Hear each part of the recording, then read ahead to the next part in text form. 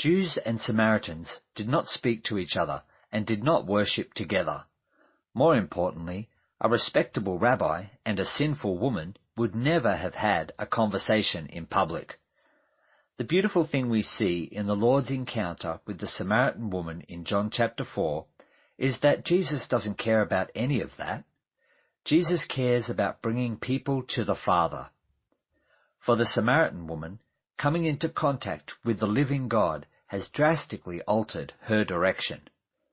This woman is entering work and rest that is not in vain, and now doesn't need her water jug any more than Jesus, who had been weary and hungry, now needs a sandwich. At this point the disciples reappear and the conversation turns to the topic of Christian labour, but the backdrop is still worship, as we'll see. John chapter 4 verse 31.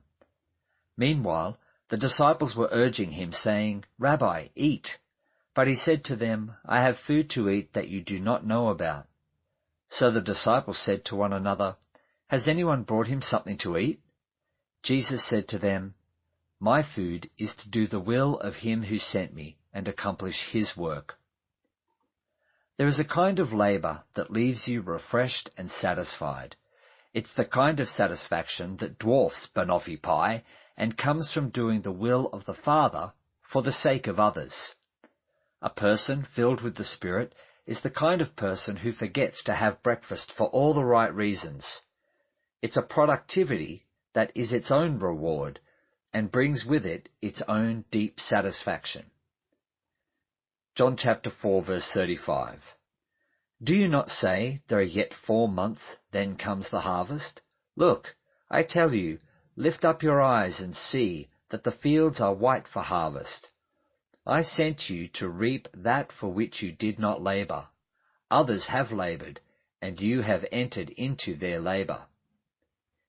Here is a field ready for harvest.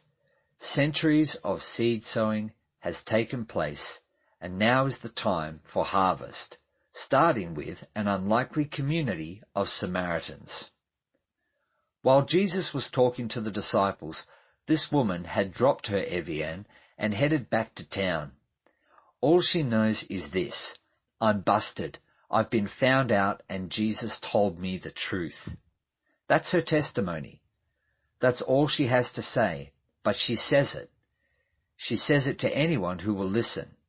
She does the work of an evangelist. She has a message. It's personal. Come see the man who told me everything I ever did. And it's powerful. Could this be the Messiah? New Christians are like this.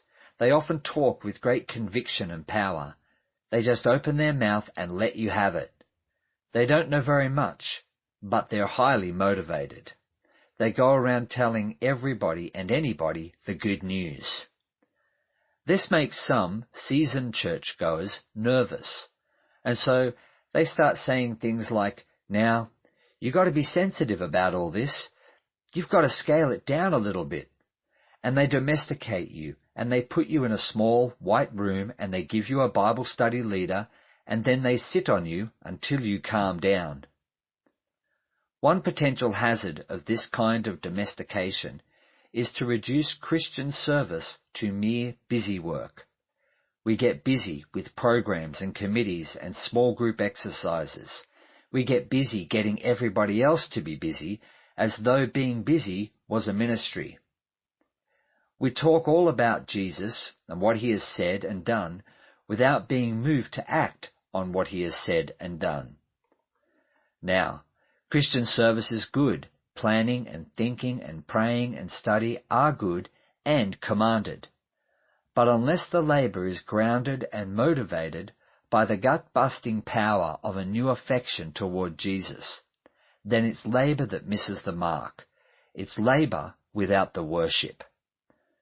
The response of the Samaritan woman to Jesus gives us the counterweight to Christian busyness. It's reflexive. It's not premeditated, not contingent on budgets or programs or policies. The Samaritans who came to Jesus were not looking to see if they could help him organize a Lamington drive. They were looking for someone to save them, and he did. and they adored him. The point being, it's not a case of do we labour or do we worship. The chief characteristics of worship are both labour and rest.